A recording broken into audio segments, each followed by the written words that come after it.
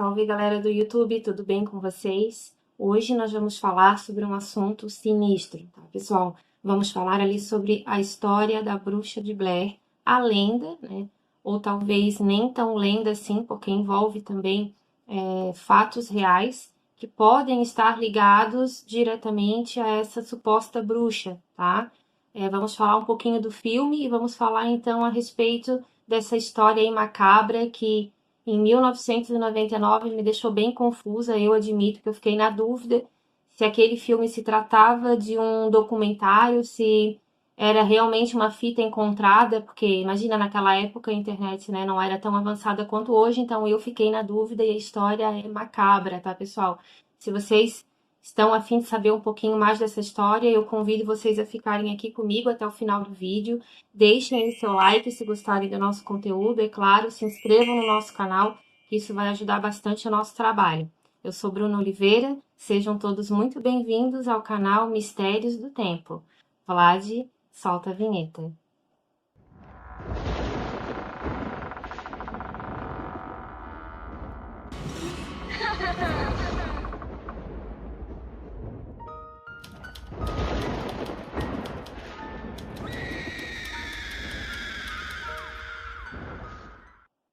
Então, galera, o filme A Bruxa de Blair, para quem não viu, tá?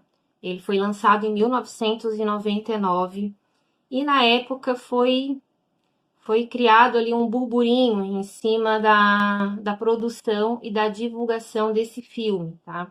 Como eu falei para vocês ali no início, eu própria fiquei bem na dúvida. Para mim o negócio foi bem confuso, tá? E eu acreditei até durante um certo tempo que aquela história poderia ser verídica, tá?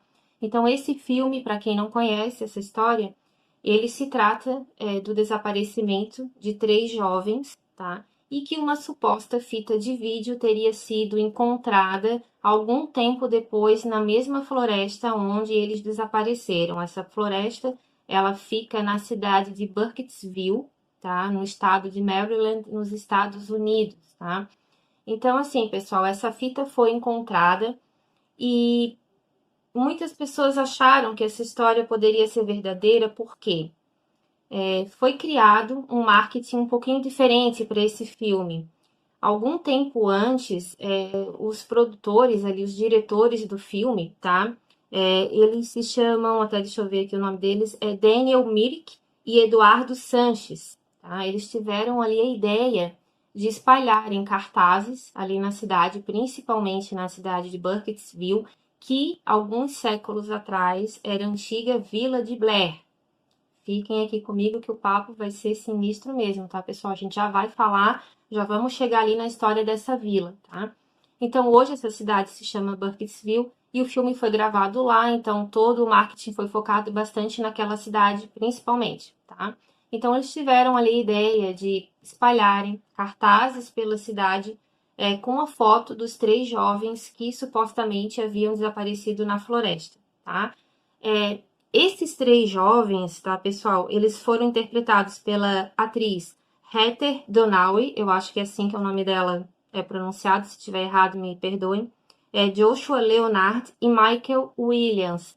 Esses 3 atores, eles interpretaram eles próprios, tá? Então ali já começou a criar uma certa confusão, porque foi tão grande ali essa confusão, pessoal, que a mãe da Heather, na época que estava sendo divulgado o filme, ela chegou a receber cartas de apoio, tá, de pessoas que achavam que a filha realmente estava desaparecida. Eu não sei dizer para vocês como é que foi ali a condução dela nessa história, mas que ela havia recebido esse apoio, né? Essa comoção chegou ao fato das pessoas acharem que realmente era verdade e ela recebeu então essas cartas. Eu não sei se os pais e os familiares dos outros atores também receberam, mas a mãe da Heather, ela colocou isso numa reportagem, né, que ela ficou muito surpresa porque ela recebeu essas cartas, tá? Esse filme, pessoal, para vocês terem uma ideia do sucesso que ele fez, ele teve um orçamento ali bem baixo, cerca ali de 50, 60 mil dólares, e a arrecadação dele foi de nada mais e nada menos do que 250 milhões de dólares. E na minha opinião, né, eu continuo afirmando, para mim, a divulgação do filme fez total diferença, porque com esses cartazes as pessoas ficaram muito na dúvida e aquela lenda, né, da bruxa de Blair, ela ainda ficou mais acentuada, principalmente nos moradores mais antigos da cidade, daqueles que descendiam ainda daquelas primeiras famílias que moraram ali na época em que Burkittsville era ainda chamada a Vila de Blair, tá? Então não foi somente a divulgação também desse filme, tá, pessoal? Ele todo foi um filme muito diferente. Por quê? Quando eles tiveram a ideia de fazer um filme sobre a bruxa de Blair, os diretores, eles queriam fazer testes, né, para que fossem ali detectados atores com facilidade de improviso, tá? Então, os 3 atores selecionados ali, eles foram aprovados muito porque eles tinham essa facilidade com o improviso. Como é que foi feito a produção desse filme, tá, pessoal? Desculpem. Cada um ganhou uma câmera de vídeo. Eles ganharam uma câmera de vídeo, uma mochila com suprimentos suficientes ali para ficarem na floresta durante 8 dias. Exatamente. 8 dias foi o tempo que foi produzido, né, que foi gravado esse filme, tá? Então, o que que aconteceu? Os atores, eles tiveram ali, depois de aprovados, uma entrevista, toda uma explicação com os diretores, explicando certinho como é que iria ser feito esse filme e todos os 3 aceitaram, tá? Então, eles ganharam essas câmeras de vídeo, eles leram o roteiro, tá? O roteiro, na verdade, que foi dado para eles era um texto de aproximadamente 25 páginas, contando mais ou menos ali o que iria acontecer na floresta, né? E também colocados ali para eles a lenda da bruxa de Blair, porque a maioria ali não sabia dessa lenda. Só que um roteiro, um script certinho, eles não ganharam, tá? Como é que foi feito, então, a condução dessa história? Eles pegaram a mochila, a câmera de vídeo, a produção deixou eles na floresta de Burkittsville e foram orientados, tá? A todo dia de manhã, eles teriam que olhar dentro da mochila, porque eles iriam receber bilhetes. Esses bilhetes estariam ali as instruções do que eles deveriam fazer naquele dia, tá? E muitas vezes a orientação que um deles recebia, eles não poderiam contar para o outro, para que a sensação de realidade do outro na hora que acontecesse determinada cena fosse realmente de espanto, porque o objetivo desse filme ter sido feito dessa forma, pessoal, era que os diretores eles queriam passar o máximo de realidade possível. E no meu ponto de vista eles conseguiram, porque na época que eu vi esse filme, eu lembro que eu tive até um pouco de vertigem. Porque como a câmera fica balançando ali o tempo todo, eu tive essa sensação, não vou mentir que isso no começo me incomodou um pouco, mas o conteúdo da história ali foi me prendendo, eu acabei ficando. Mas no começo ali eu comecei a sentir um pouco de vertigem e para o meu espanto, quando eu fui fazer essa pesquisa, em alguns sites que eu pesquisei, foi falado que na época que foi lançado esse filme, em alguns cinemas, tá? O pessoal ali que vendia o ingresso já estava orientando a galerinha ali que queria assistir que aquela pessoa que tivesse problema com labirintite, com tontura, que era para sentar o máximo possível nas fileiras de fora, porque se sentissem algum tipo ali de náusea, algum tipo de mal-estar, seria mais fácil então fazer o acolhimento e quem estava sentado na frente não correria, né, o risco de, digamos assim, né, ser lavado, né, por alguma coisa, porque imagina, você sentir enjoo, não dá tempo de se segurar e acabar então sujando o colega ali da frente. Eu li isso, tá, pessoal, e eu não duvido que seja mentira, porque eu tive essa mesma sensação. Então, assim, eles ganharam, voltando lá para a floresta, né? Eles foram colocados ali e receberam essas orientações, tá? Tem alguns canais, alguns sites que eu assisti, até para minha pesquisa, e foi falado que a Heather teria reclamado ali no final dessas filmagens, ela teria dito que ela ficou bem chateada porque ela não sabia exatamente do que estava acontecendo ali, que ela teria se sentido enganada ali pelos diretores. E eu fui atrás dessa informação, mas pelo que eu vi em sites americanos que contaram essa história, né, desse boato que correu a própria Heather, pelo que eu vi em uma das entrevistas, ela disse que não, que isso não aconteceu, que ela sabia exatamente do que iria acontecer, que ela não ficou com medo em nenhum momento, mas que alguns colegas dela, um dos colegas dela, que ela não citou o nome, esse sim teria ficado ali um pouco incomodado no decorrer dos dias e que estaria sentindo bastante medo, tá? Mas ela não colocou o nome dele, então foi isso que eu pesquisei, mas que ela se sentiu enganada pelo diretor, pelo menos nesse site que eu vi uma entrevista escrita dela, ela não colocou, ela disse que não, que ela sabia exatamente aonde ela estava se metendo, né? Que ela confiava na produção, ela sabia que a segurança deles estava sendo mantida ali a todo custo e que nada de mal aconteceria a eles. Por que que eu tô falando isso, tá, pessoal? Porque se vocês viram o filme, tem muitas cenas em que eles estão dentro da barraca e começa a acontecer coisas ali ao redor, como a barraca balançando, barulhos, risos de criança, né? Então, tudo aquilo ali foi feito pela própria produção do filme, tá? Então, chegava um determinado período da noite, que eles já teriam que estar dentro da barraca, conforme as orientações que eles iam recebendo pelos bilhetes, a produção começava a jogar pedra, começava a jogar pedaço de madeira nas árvores, ligavam um alto-falante nas árvores para produzir aquele som daquelas crianças correndo e que algumas pessoas da produção passariam pela barraca e começariam a mexer. Então, eu vou ser sincera, mesmo sabendo que é um filme, chega a certo ponto que você já começa a ficar com um pouco de medo. Mas ela disse que ela não ficou, que ela sabia que não era outra pessoa, porque apesar deles estarem dentro da barraca e de não terem contato com a produção, a não ser por bilhetes e um rádio que eles tinham para uma emergência, né? Ela sabia que não seria outras pessoas, porque senão a produção que estava ao redor da floresta, porque a produção tinha acesso à visão da onde eles estavam, mas eles não tinham essa visão da produção e isso foi combinado por eles, tá? O que ela falou que ela ficou um pouco incomodada é porque eles ganharam suprimentos suficientes para 8 dias. Só que ela disse que ali do sexto para o sétimo dia ela já estava muito cansada, porque ela estava dormindo na barraca, ela já estava com aquela pressão de não ter o script e de não saber exatamente o que iria acontecer. E a comida não sobrava, mas também não faltava. Ela disse que teve algumas noites ali que ela passou um pouquinho de frio, porque ela levou roupa, tudo, mas como a barraca acabou molhando, porque né, choveu algumas noites e também tinha sereno, porque era no inverno, estava bem frio mesmo, ela acabou ficando um pouquinho cansada e como ela estava muito cansada, ela acabou ficando um pouco mal-humorada também. Mas ela disse que estava tudo dentro do combinado.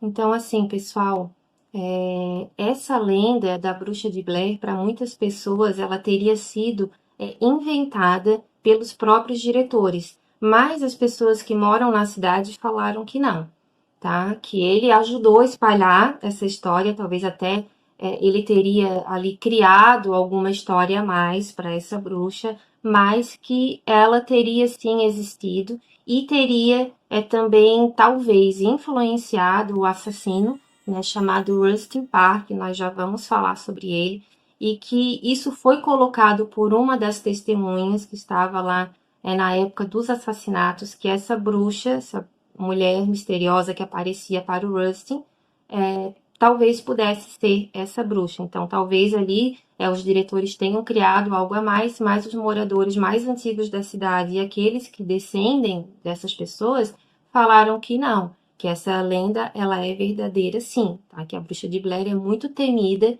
e pelo que eu vi até hoje tem pessoas que têm um pé atrás com aquela floresta, principalmente depois que o filme foi lançado, tá? E uma situação também que chamou bastante a atenção desse filme foi que os atores eles foram orientados a, digamos assim, desaparecer, tá? Por um período ali de pelo menos um ano. Para vocês terem uma ideia, mesmo nas premiações que esse filme recebeu, os atores não apareceram. Nem os atores e nem os diretores. E isso acabou gerando ainda um fascínio ainda maior para esse filme. Tanto que foi feito A Bruxa de Blair número 2, ali que é o Livro das Sombras, se eu não me engano. Só que esse filme já não fez tanto sucesso quanto o primeiro, porque já perdeu bastante daquela temática, né, daquele clima de mistério que o primeiro filme havia tido. Passado um ano, aí as coisas começaram a mudar, os atores começaram a aparecer, e daí as pessoas começaram a entender que tudo se passava, pelo menos a história da fita que foi encontrada, que tudo realmente se passava de uma ação ali, né, de uma atuação cinematográfica. Então, pessoal, essa lenda da bruxa de Blair, ela teve origem mais ou menos ali em 1771, tá? Nessa época, Burkittsville ainda se chamava a Vila de Blair, tá? Era uma cidadezinha ali, uma vila, né, muito pequena.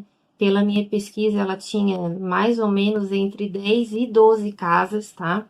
E as pessoas ali trabalhavam bastante com colheita de trigo, frutas, verduras, elas vendiam, elas viviam muito daquelas colheitas que elas faziam e era uma vila muito pacata, tá?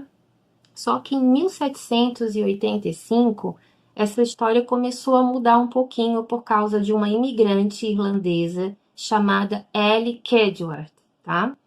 Essa senhora, Ellie Kedgeworth, ela mexia muito com ervas, tá? A gente sabe que naquela época, e hoje também tem, tá, pessoal? Não era muito fácil ali ter um médico próximo de uma vila, né? Nas cidades maiores, tudo bem. Mas numa vila do interior ali não era muito comum e era justamente nesses lugares que pessoas que mexiam com ervas, muitas vezes eram as parteiras daquela região, então elas eram muito procuradas durante a noite, né, para qualquer situação ali de emergência, dores de dente, febre, assuntos ali, né, mais íntimos, elas eram procuradas para isso, mas a gente sabe que isso era durante a calada da noite, porque no raiar do sol muitas vezes elas eram discriminadas, né, pelas próprias pessoas que procuravam elas. A gente sabe que isso acontecia porque era uma época onde a superstição era muito acentuada e essas mulheres que trabalhavam com ervas, elas eram muitas vezes ligadas ali à bruxaria, tá? Então, não foi diferente com essa senhora, tá? Eu não sei exatamente a idade que ela tinha nessa época, pessoal, mas pelas fotos ali que eu vi, que eu já vou mostrar aqui para vocês, ela já parece ser uma senhora mais de idade. Era uma imigrante irlandesa, então, só pelo fato dela já não ser americana, né, ela já tinha, então, aquele olhar um pouquinho mais ali de desconfiança das pessoas, tá? E o que que aconteceu? A Ellie, pessoal, ela morava numa casa nessa vila, porém era uma casa um pouco mais afastada das demais. Ela ficava mais ali próximo da floresta, até porque ela também trabalhava com plantações, ali com colheitas, e ela também tinha essa questão de trabalhar com as ervas, e quanto mais perto da floresta, para ela seria melhor. Por tudo isso, por ela mexer com esses, né, com essas ervas, por ela ser irlandesa, morar mais próximo de uma floresta, as crianças tinham o hábito de ir próximo da casa dela, até para aquela questão de criança, né? Vamos lá investigar, vamos lá ver quem é essa mulher. E o que que aconteceu? Algumas dessas crianças da vila elas começaram a espalhar na cidade que a Ellie atraía elas para essa casa, próximo da floresta, que ela mostrava ali doces, né? Isso lembra um pouquinho até a história de João e Maria. Então parece que essas crianças colocaram esse boato ali na cidade, ali naquela vila, que ela chamava elas para essa casa, que era dela, e que ela então ali ela tiraria sangue das mãos e dos braços dessas crianças e ela colocaria esse sangue dentro de alguns frascos, e parece que essa situação se repetia. Essas crianças, então, algumas, tá? Porque nem todas daquele grupinho que denunciou a Ellie, nem todas confirmou essa história. Mas algumas contaram para os pais, que contaram para os outros, e assim foi feito um maior burburinho e foi espalhado, então, o boato que essa senhora, Ellie Kedgeworth, que ela seria uma bruxa. Então, o que que aconteceu, pessoal, né? Vila do interior, 1785, se reuniu ali toda a galera, foi para frente da igreja, então fizeram o julgamento, se achando os donos do mundo, condenaram uma senhora de idade à bruxaria, sem ter nenhuma prova concreta, porque parece que eles foram na casa dela e não foi encontrado nenhum frasco de sangue. Agora, se isso aconteceu, a gente talvez nunca vai saber, né? Mas foi feito então esse julgamento. A Ellie, ela simplesmente foi informada que ela foi condenada à bruxaria e que naquela vila não tinha lugar para nenhuma bruxa, tá? Muitas pessoas não concordaram com esse julgamento, tá? Só que por medo de represária, tá? E de também serem expulsos das suas próprias casas por aqueles que se denominavam ali os juízes da vila. Então, aquelas pessoas, mesmo não concordando, acabaram ficando quietas, tá? Então, a Ellie, ela foi simplesmente, pessoal, pega da sua casa, ela foi colocada numa espécie, até vou mostrar aqui a foto para vocês. Ela foi colocada numa espécie de um carro de madeira, parecido pela foto com o que nós conhecemos como carro de boi, né, que é utilizado em muitas fazendas até hoje. Então, ela foi colocada nesse carro, tá? Ela teria sido amarrada e ela teria então sido levada para a floresta, para o meio da floresta. Ela teria sido colocada na frente de uma árvore bem grande que dava de frente para um riacho, tá? Ela teria sido então condenada a ficar ali até a morte, tá? Ela pediu, ela implorou socorro para as pessoas, mas ninguém a escutou. Então, quando ela viu que realmente ela não iria conseguir escapar daquela situação, ela teria jogado uma maldição na cidade, tá? Nas pesquisas que eu fiz, eu não encontrei exatamente o que ela teria dito, mas ela falou que a cidade estaria amaldiçoada por aquela injustiça que ela estaria sofrendo. Então, ela foi deixada ali. Pelo que eu li, pessoal, o inverno daquele ano teria sido muito rigoroso, tá? Então, não teria condições nenhuma de uma pessoa, ainda mais na idade dela, amarrada, com muito frio, né, no meio de uma floresta onde tinha vários tipos de animais, a chance dela sobreviver se ninguém fosse lá resgatar seria mínima. E assim foi.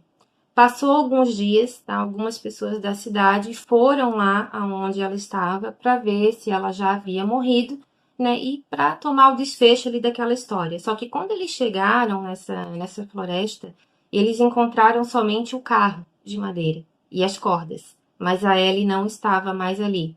Então ali já começou a cair, né, sobre os ombros daqueles que a condenaram um medo muito grande. Medo de talvez ela realmente ser uma bruxa, ter conseguido se soltar e ir atrás deles para conseguir concluir a maldição que ela colocou. Medo de terem condenado de uma forma muito antecipada uma senhora de idade, porque algumas crianças falaram que ela seria uma bruxa, mas que nenhum indício material foi encontrado. Então aquilo ali começou, as pessoas parece que voltaram para casas muito silenciosas, muito amedrontadas, com o que iria acontecer dali em diante. Eles fizeram uma busca ali na região, mas eles não encontraram ela. Então, assim, pessoal, passado esse episódio do desaparecimento da Ellie, a cidade ali, a vila, ela teve um período de calmaria durante um ano. Mas em 1786 as coisas começaram a mudar. Lenda ou não, os relatos foram passados, tá? Foi colocado nessas pesquisas que eu fiz, pessoal, nesses textos ali que eu acabei lendo, até de sites americanos, foi falado que exatamente um ano depois, as mesmas crianças que teriam acusado a Ellie de bruxaria, junto com as pessoas adultas que também teriam condenado, elas sumiram misteriosamente uma por uma.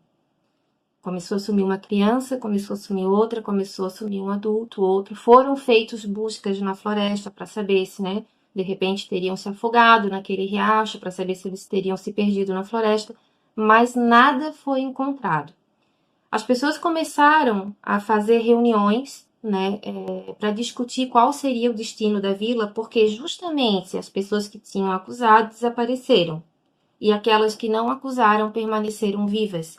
E eles então decidiram fechar, né, as suas casas e ir embora. A vila então ficou completamente abandonada e a Ellie Kedward, né, a então já sendo conhecida como a bruxa de Blair, teria sido a culpada por esses desaparecimentos. Parece que as pessoas nem se importaram muito em investigar se outras pessoas poderiam ter se aproveitado dessa suposta maldição para cometer algum tipo de crime, tá? Então eles botaram na cabeça que era a bruxa de Blair e foi a bruxa e pronto, não foi mais ninguém. E todos aqueles que estavam ali, que sobraram, porque parece que sobrou pouquíssimas pessoas, elas fecharam as suas casas e foram embora.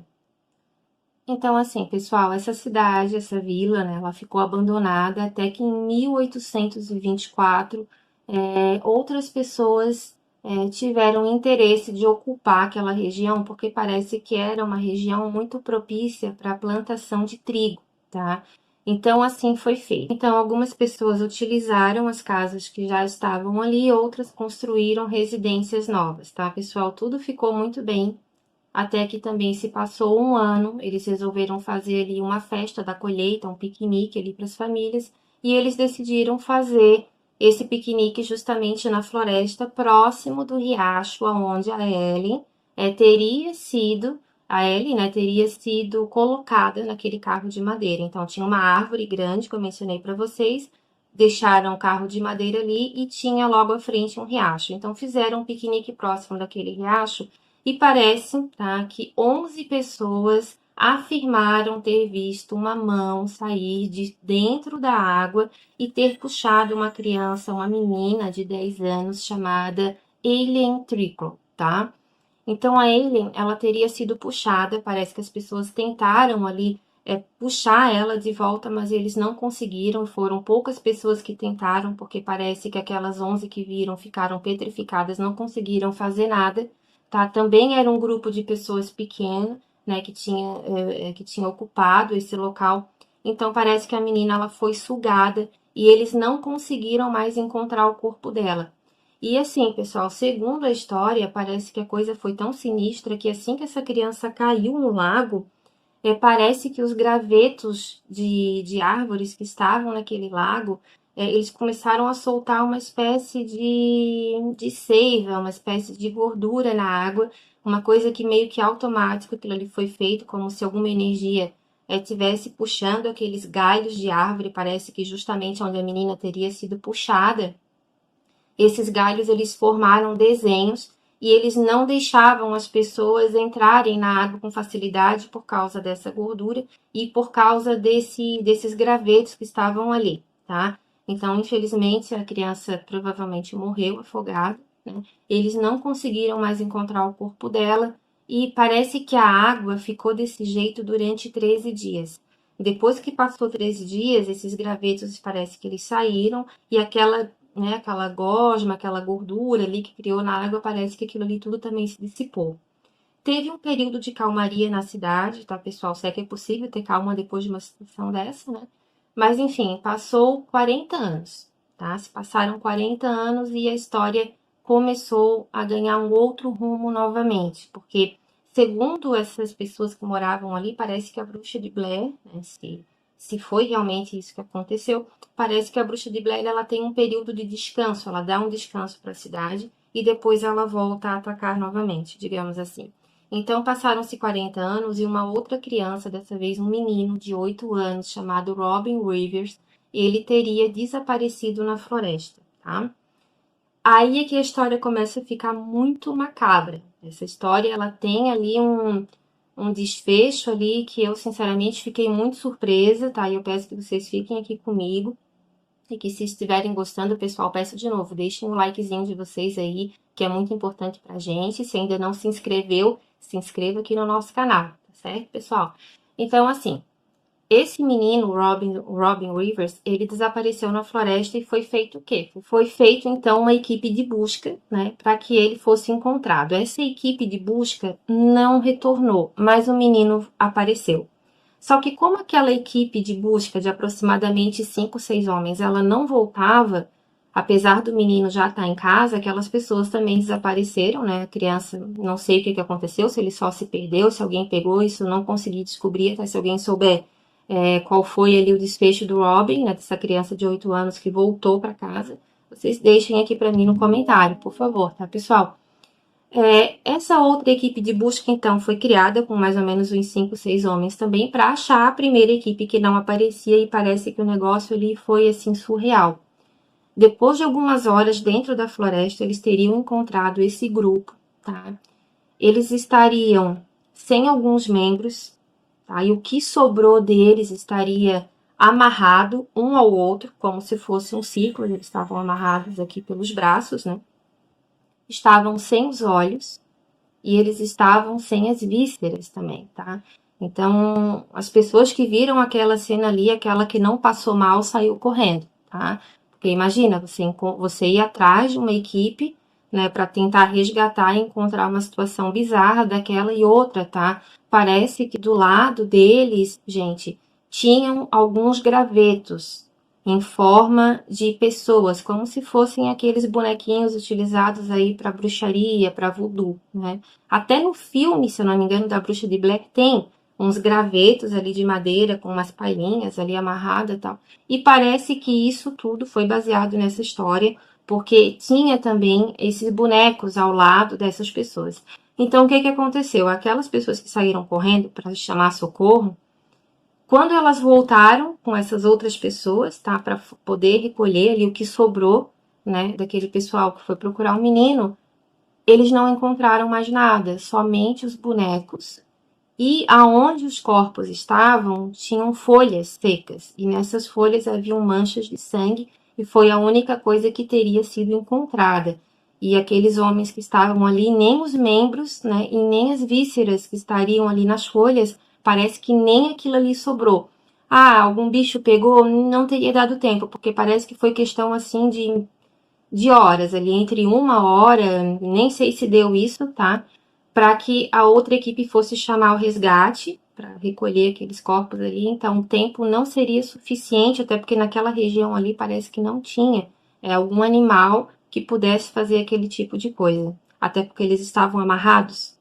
Se eles tivessem sido encontrados de repente, né, é, só com aquela situação ali de somente forma de falar, né, pessoal? Mas assim, se eles tivessem sido encontrados ali com algum ferimento muito grave, alguma exposição de alguma fratura ali, tudo bem, mas não, eles estavam amarrados, todos eles estariam sem os olhos.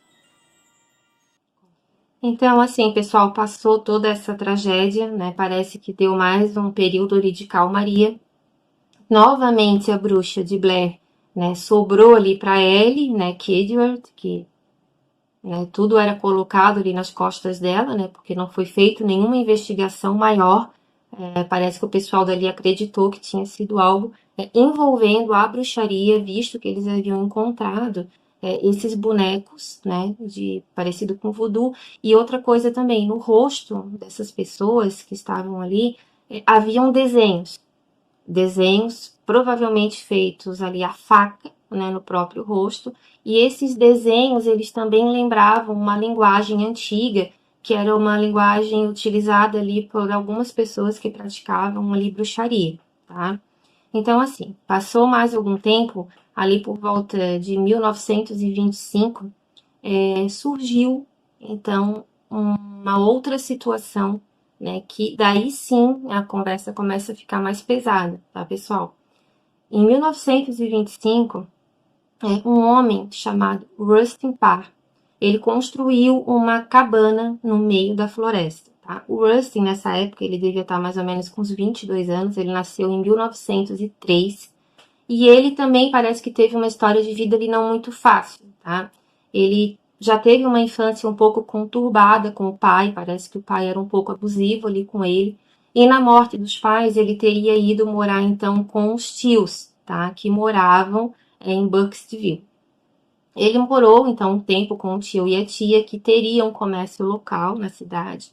Esse tio parece que também, não sei se era irmão do pai dele, porque parece que a conduta dele com o menino também não era das melhores, parece que ele era um cara bem violento, bem abusivo, mas que apesar disso ele teria ensinado uma profissão para o Rustin, que era ser carpinteiro, tá?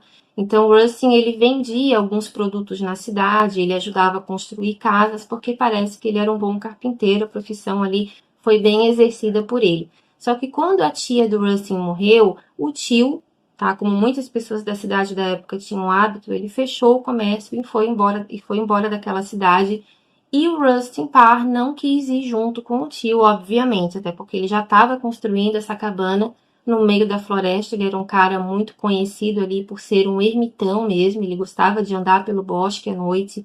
Ele era conhecido também por fumar um cachimbo, e as pessoas achavam ele um pouco estranho, mas pelo que eles colocavam, ele, apesar de ser meio quietão, meio estranho, gostar de andar ali no meio do mato e não falar muito com ninguém, ele era visto como uma pessoa que não gerava problemas para a cidade e as pessoas gostavam bastante do trabalho dele. Parece que ele era uma pessoa assim bem educada, nunca puxou confusão com ninguém, então as pessoas ficavam um pouco desconfiadas somente pelo jeito diferentão, né, digamos assim, dele ser, mas que ele nunca deu nenhum problema. Então, o que que aconteceu, pessoal?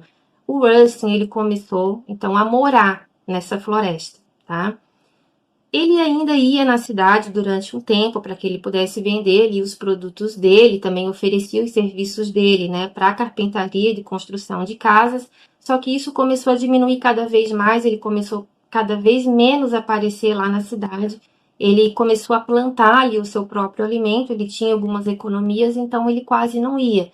Pelo que eu li, parece que chegou ali no último ano dele ali, parece que ele foi 2 vezes na cidade, tá? E ele não apareceu mais, então ele estava assim com uma aparência já um pouco confusa, as pessoas achavam que ele já estava ficando um pouco perturbado, porque quando ele completou ali mais ou menos os seus 30 anos, segundo ele próprio contou para a polícia, quando ele completou 30 anos, ele começou a ter uma visão, tá? Ele começou a ver uma mulher com um manto preto, tá? Até então ele não tinha visto o rosto dela. E essa mulher, ele começou a ver ela caminhando pelo bosque, até porque ele fazia essas caminhadas também. Só que essa mulher nunca se aproximou dele. Ele disse que ele não ficou com medo, porque assim como ele gostava muito de morar no meio da floresta, outra pessoa também poderia ter o mesmo pensamento que ele. Então ele disse que ele não teve medo em nenhum momento. Até que essa mulher começou a rondar a casa dele. Ele começou a ficar um pouquinho mais ligado, né? Começou a ter um pouquinho mais de medo, porque ele disse que até então ela nunca tinha falado com ele, mas ela começou a aparecer para ele durante a noite ao redor da cabana sem entrar, tá? Pessoal com aquele manto preto, não mostrando o rosto dela, só que ele disse que ele conseguia ouvir. Aí ele começou a ficar com um pouquinho de medo, parece que ele fez algumas rondas ao redor da casa para pegar essa pessoa ali e ver o que que ela estava querendo com ele, para saber se ela estava sozinha ou não. Só que ele disse que quando ela passava na frente da janela, que ele saía para ir atrás dela, ele não encontrava mais. Então aquilo ali já começou a deixar ele com bastante medo, imagina, né? Quem não vai ficar? Quando ele começou a ouvir a voz dela, ele começou a perceber que ela estava passando para ele numa linguagem que ele não conhecia, e ele teria respondido para ela dizendo que ele não estava entendendo nada. Ela começou a falar com ele então em inglês, tá? Ele disse que ela começou a pedir algumas coisas estranhas para ele, que ele não deu importância, mas ele disse que o tormento já estava sendo tão grande que ele começou a fazer. Parece que um dos primeiros pedidos que ela começou a fazer e que ele acatou foi que ele teria que dormir no porão da casa dele durante 7 dias. E ele fez. Ele disse que quando ele concluiu essa tarefa, tá, ela teria dado um descanso para ele ali de 7 dias. Então, como ela começava a atormentar muito ele, ele estava ficando com medo dela, ele começou a executar, digamos assim, pequenos favores, tá? Pequenas ordens que ela dava para ele, e com isso ele ficou cada vez mais perturbado. Então, assim, pessoal, quando ele começou a ficar cada vez mais confuso, as pessoas começaram a ficar com um pouco de medo dele. Começaram, até alguns médicos da região começaram já a diagnosticar ele como uma loucura, como alguém esquizofrênico, tá? Que falava sozinho, e as pessoas já começaram, assim, a procurar cada vez menos os serviços dele, até que chegou um ponto que ele se isolou totalmente na sua cabana, tá? Em 1941, o nome do Rustin, então, já sairia de uma pessoa esquisita, um possível louco, para um assassino macabro, tá? Em 1941, uma criança de 7 anos, uma menina chamada Emily Rowlands, ela teria desaparecido, tá? Da sua própria casa. Parece que a Emily, ela tinha o hábito de brincar próximo da sua casa, junto com outras crianças, e naquele dia, eu não sei se ela estava acompanhada por outra criança ou não, mas ela teria sido arrastada, tá? Ela foi atraída, parece que pelo Rustin, parece não, tá, pessoal? Foi por ele. Ele atraiu essa menina para próximo da onde ele estava e ele teria arrastado ela até a sua cabana na floresta, tá? Ele teria arrastado essa criança para a floresta, então ele teria começado ali uma sessão de tortura com a Emily. Ele falou que ele escutava uma voz, que era essa mulher que falava com ele, e que ele teria que machucar essa criança, e assim ele começou a fazer. Parece que ele batia muito nela, Ele começou a cortar ali, então, o rosto dela e a fazer desenhos, os mesmos desenhos que teriam sido feitos nos corpos daqueles homens, né, que haviam sido encontrados lá quando aquele primeiro menino, né, desapareceu na floresta. Então parece que os desenhos que foram feitos no rosto dessa criança eram os mesmos desenhos que foram encontrados no rosto daqueles homens e também nas outras crianças que o Rustin teria sequestrado, porque nesse ano, pessoal, sumiu ali, desapareceu 7 crianças que mais tarde foram encontradas no porão da casa do Rustin, tá? Com um estado ali de decomposição já bem avançado, tá? E dessas crianças, uma então escapou, a gente já vai conversar sobre ele, tá? Então, essas 7 crianças, o Rustin, ele teria matado, ele teria também desenhado, né, cortado com faca o rosto dessas crianças com esses símbolos de bruxaria, e os órgãos dessas crianças também teriam sido tirados, e alguns deles parece que foi tirado, alguns dos órgãos parece que ainda foi tirado com essas crianças ainda em vida. Então, a história ali é muito pesada mesmo, tá, pessoal?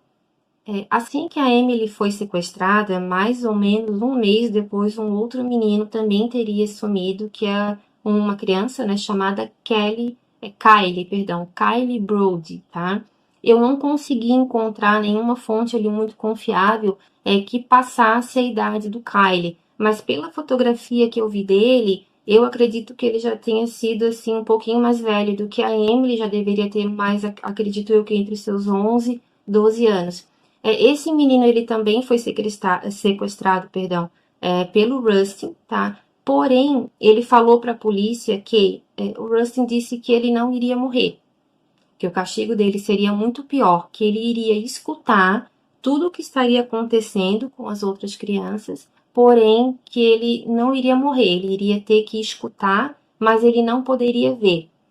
Novamente falando do filme, não sei se vocês lembram, que ali nas partes finais do filme da Bruxa de Blair de 1999, ali nas últimas cenas, aconteceu da câmera mostrar que um dos atores, né, eles tinham que ficar virados para a parede e a gente não viu o que estava acontecendo atrás, mas a gente escutava que uma das pessoas estava sendo provavelmente ali assassinada, porque essa pessoa gritava muito, mas aquela outra pessoa estava ali cheirando a parede mesmo, ela não poderia virar, né, para olhar a morte do amigo enquanto a bruxa, né, estaria matando. E essa história parece que aconteceu ali com esse menino, com o Kylie, tá?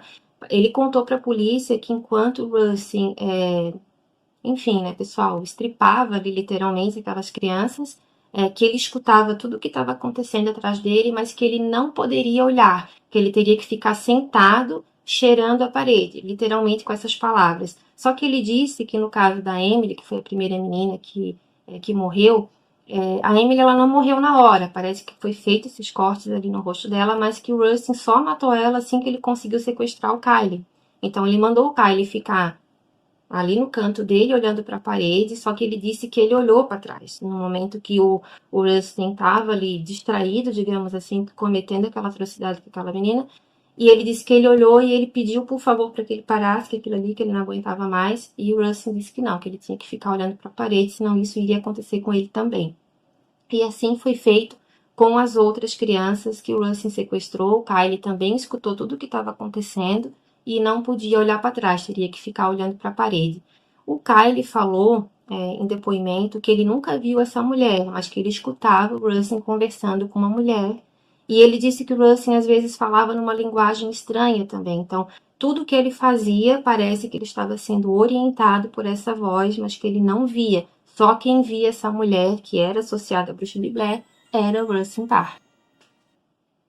Essa história ela foi descoberta porque em 1941, tá, o Rustin ele teria ido no mercado dessa cidade de Burkittsville e ele teria dito assim com uma expressão muito louca, né? As pessoas falaram que ele estava assim muito transtornado, muito nervoso, que ele ria, que ele falava sozinho. E parece que ele chegou nesse mercado, tinha bastante gente ali naquele momento, e que ele falou assim pro dono do mercado: "Finalmente eu terminei". E começou a rir. Como as pessoas já estavam assustadas na região por causa do desaparecimento dessas crianças, eles, né, obviamente chamaram a polícia e não deu outra. Eles pegaram o Rustin, levaram ele até a casa dele, e assim que a polícia chegou junto com o Rustin, eles já viram o Kyle, tá, na varanda dessa cabana. Segundo os relatos policiais, o Kyle ele foi encontrado em estado de choque, muito magro, tá, com uma aparência ali muito abatida, ele não conseguiu falar nada, e a polícia então ali já deu voz de prisão pro Rustin, né, porque já sabia que alguma coisa ali de errada já havia acontecido. A polícia entrou dentro da casa e quando os policiais entraram na sala, eles já observaram que nas paredes estavam escritos ali em uma linguagem, né, provavelmente envolvendo ali bruxaria, estariam vários desenhos, vários símbolos nas paredes e que esses símbolos, pessoal, eles teriam sido escritos, desenhados com sangue, tá? Visto isso, eles já começaram a revistar a casa, eles não encontraram nada além disso, porém eles perceberam que o cheiro estava insuportável e parece que o Kyle não conseguia falar nada, mas parece que ele apontou assim para baixo. E embaixo havia o porão e quando eles foram no porão, que era de chão batido, eu vou mostrar aqui a foto para vocês desse, digamos assim, cemitério, né, que havia debaixo da casa ali, foram encontrados então os corpos, né, das outras crianças que ele tinha assassinado. Aquelas crianças, elas ainda estavam no processo de decomposição, mas já estava bem avançado, ele tinha enterrado elas em cova muito rasa, tá? Então, assim que eles viram e já perceberam que essas crianças, elas estavam sem as vísceras, sem os olhos, que elas haviam tido esses desenhos no rosto, tá? E que o crânio delas estava separado do corpo, tá? Então, provavelmente, como todas elas estavam assim, isso deve ter sido feito ainda por ele, e não por causa da decomposição. Essas crianças, pessoal, elas estavam então ali com esses símbolos, né, que eu mencionei para vocês, e depois na investigação policial conduzida pelo investigador Cris Carrasco, eles identificaram essa linguagem como transitus fluvi, tá? Acredito que a pronúncia seja essa. Essa linguagem, ela é muito antiga, e ela era utilizada ali desde os primórdios ali, né, como uma linguagem para magia negra, tá? Então, o Rustin, ele já foi preso imediatamente, ele e o Kyle foram levados para a delegacia, e ali, então, esse investigador, o Cris Carrasco, ele fez todo esse acompanhamento com o Rustin. Quando eles chegaram na delegacia, que ele saiu daquela atmosfera da casa onde ele vivia, o investigador falou que o comportamento do Rustin já começou a mudar. Ele não ria mais daquela forma frenética que ele ria, e ele contou toda a história para a polícia. Ele, segundo, né, os relatos, parece que ele ajudou em toda a condução daquele processo, tá? Que ele queria provar que ele merecia ser punido, que ele queria a pena de morte para ele, porque ele disse que não sabia como que ele fez uma coisa daquela. Segundo a polícia, ele teria chorado copiosamente desde a sua prisão até o dia em que ele faleceu, que ele se demonstrava muito arrependido e que ele não merecia viver, que ele queria ser punido, tá? Então foi ali que ele foi preso e o Kyle começou a passar por um processo de interrogação. Um interrogatório muito intenso, durou alguns dias. Só que nesse interrogatório, uma pulga macabra ali, né, uma pulga misteriosa foi colocada atrás da orelha do investigador, tá, do Cris Carrasco. Por quê? Ele começou a perceber que o Kyle mudava muito a versão dele. Apesar dele ser uma criança, outros policiais que acompanharam o caso não acreditaram muito no que o Cris Carrasco, que era o investigador principal, estava pensando, por se tratar de uma criança. Mas eu já vou chegar lá, tá, pessoal?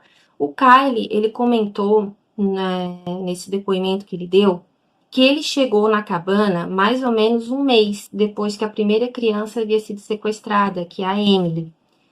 Só que nesse depoimento, o Kyle ele começou a demonstrar um conhecimento muito grande do comportamento do Rustin antes dele conhecê-lo. Ele falou que o Rustin escutava a voz de uma bruxa, né, que falaria com ele, que ele nunca teria visto, somente o Rustin, que essa bruxa mandava ele fazer essas coisas e ele fazia. Só que o Kyle, ele falou que o Rustin ele tinha que sequestrar 2 crianças por vez, tá? No caso da Emily, ele sequestrou só uma. Mas ele disse que o Rustin ele tinha sido orientado a sequestrar as 2 primeiras crianças que ele encontrasse, tá? E depois, passado um intervalo de mais ou menos 7 dias, ele teria que ir lá e sequestrar outras crianças. Essas crianças que foram assassinadas na época, elas não se conheciam. Mas tem um detalhe que chamou a atenção do investigador. As crianças, elas não se conheciam, mas o Kyle conhecia todas elas e ele já teria tido problemas com algumas dessas crianças, mesmo elas sendo bem menores do que ele, tá? Então aquilo ali já começou a chamar a atenção de como assim, como que o Kyle, que tinha chegado um mês depois da Emily, sabia de todo o processo, de todo o planejamento que o Rustin teria tido, né, teria sido orientado a ter para conduzir aqueles assassinatos. E parece que o Kyle começou a ficar um pouco agressivo nesses interrogatórios e parece que ele começou a deixar brechas ali que levaram a depoimentos considerados mentirosos, porque ele mudava a versão dele. Até aí, alguns policiais achavam que ele também poderia já estar com algum problema psicológico por todo aquele processo que ele sofreu, tá, pessoal? E isso não é irrelevante, porque se aquilo ali tudo realmente aconteceu na presença de uma outra criança, é algo que tem, na minha opinião, assim, uma pessoa voltar a ser normal depois disso é muito complicado. Mas mesmo assim, o investigador estava ainda com uma pulga atrás da orelha com o comportamento do Kyle. Esse investigador, o Chris Carrasco, ele então chamou a equipe dele e ele colocou para eles o ponto de vista que ele tinha, um ponto de vista assim que seria talvez mais aterrorizante do que ele pensava. Ele começou a suspeitar que a voz que o Rustin Parr escutava não era da bruxa de Blair, e sim do próprio Kyle Brody. Mas uma criança teria capacidade, teria sangue frio de fazer todo aquele planejamento, porque para o investigador, o Kyle teria então se aproveitado de uma esquizofrenia que o Rustin tinha, teria passado para ele as instruções dele cometer aquelas atrocidades com aquelas crianças que já haviam tido problemas com o Kyle, e que aquilo ali tudo não passava de um planejamento muito frio, tá? De uma criança que era um psicopata, tá? Foi feita uma investigação mais profunda ali na vida desse menino, do Kyle, e foi visto que ele também já vinha de uma infância muito abusiva, tanto é que quando ele desapareceu parece que nenhum familiar foi atrás dele para saber. As outras crianças já havia sido, né, notificado pela família, e parece que do Kyle não.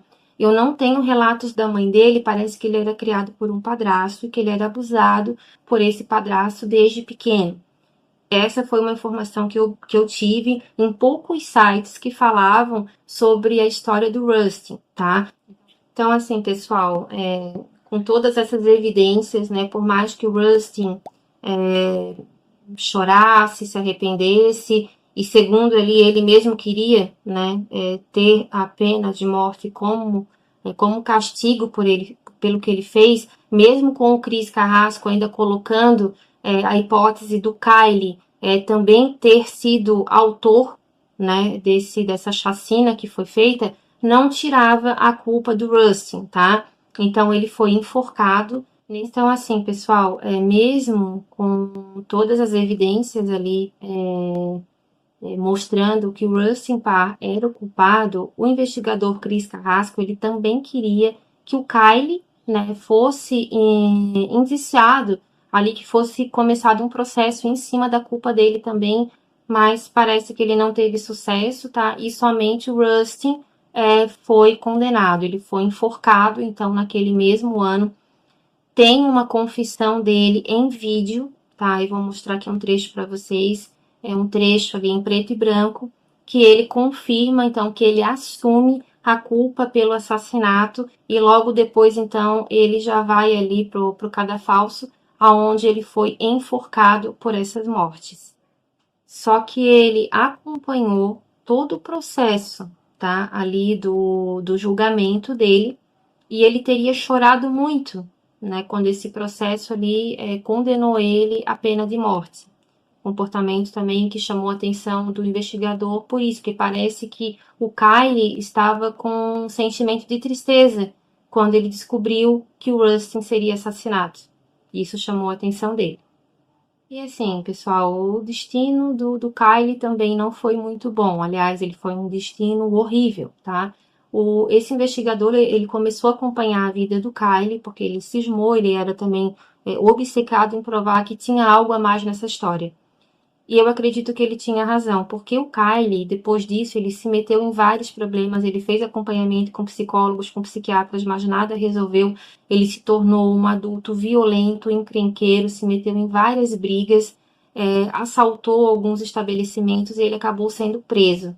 Só que quando ele foi preso, ele também causou muita confusão na prisão. Ele foi transferido várias vezes para outras prisões, até que ele passou por uma nova avaliação psiquiátrica e ali foi comprovado que ele era esquizofrênico. Então ele foi transferido em 1975 para um manicômio e é ali que então a vida dele foi interrompida por um suicídio, tá, pessoal? Parece que no momento de descuido, quando ele estava almoçando, eu não sei se a colher era de madeira, se a colher era de metal, como é que funciona a parte de algum objeto que pode ser arma, né?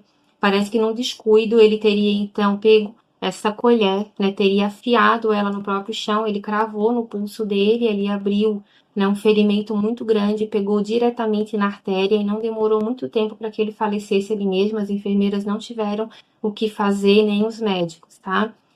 O Cris Carrasco, ele também se dedicou a fazer documentários mostrando como era a vida dentro desses manicômios.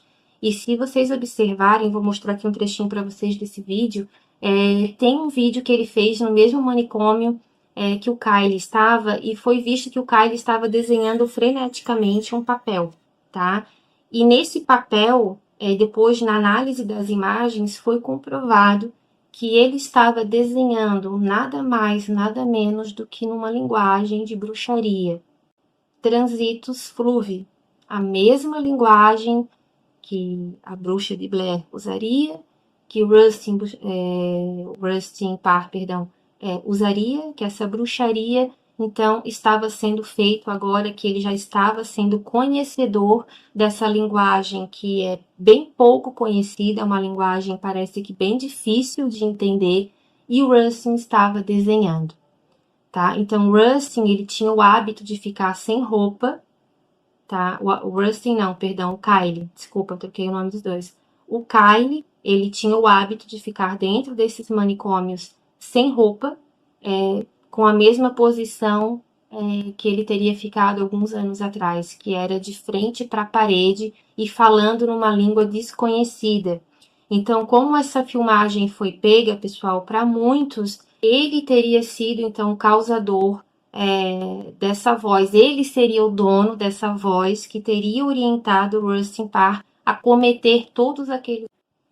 Então, assim, pessoal, para muitas pessoas, Kylie Brody era inocente, uma vítima com graves sequelas, né, de uma infância abusiva com o padrasto, depois com sequelas mentais irreversíveis de tudo que ele passou, porque isso é digno de um filme de terror bem pesado. Você ficar de costas, sabendo o que está acontecendo atrás de você, a brutalidade, a monstruosidade, e você não poder fazer nada e ainda com medo que aquilo tudo aconteça com você. Como eu falei, eu não sei a idade dele exata, mas pelas fotos ele deveria ter mais ou menos entre 11 e 12 anos, também era uma criança, tá? O que ele veio a praticar depois daquilo ali pode ter sido algo da sua própria natureza, né? Porque ele já era brigão desde pequeno, né? Tanto que essas crianças que foram mortas pelo Rustin, elas já tinham tido problemas com ele, né? Mas que depois esse comportamento agressivo dele piorou cada vez mais até chegar ao ponto que chegou. Então, assim, pessoal, esse foi o nosso vídeo de hoje, mas eu quero muita opinião de vocês. O que vocês acham? Rustin Parr, ele foi influenciado pela bruxa de Blair? Kylie Brody influenciou Rustin Parr por sua própria vontade ou pela vontade da bruxa de Blair? Como é que o Kyle saberia escrever aquela linguagem, né, a Transitus Fluvi. Ah, ele pode ter visto nas paredes, ele ficou em poder do Rustin durante 2 meses, mas ele também pode ter sido influenciado por algum espírito maligno, ele também pode ter sido influenciado pelo próprio Rustin. Então é uma história ali bem confusa, bem controversa, que intrigou a polícia da época. Tanto que essa história, pessoal, tem pessoas que acham que ela é uma lenda, tá? Que isso não aconteceu. Mas pelas pesquisas que eu fiz, pelos vídeos que eu encontrei, essa história aconteceu sim. Agora, se a lenda da bruxa é verdadeira, isso já é uma outra história. O que vocês acham? Eu quero a opinião de vocês. Por favor, deixem aqui, interajam comigo. Eu gosto muito quando vocês deixam a sua opinião, a sua sugestão também para um próximo vídeo. Tá bom, pessoal? Foi um prazer imenso estar aqui com vocês novamente. Um beijo grande, eu sou Bruna Oliveira e até a próxima. Tchau!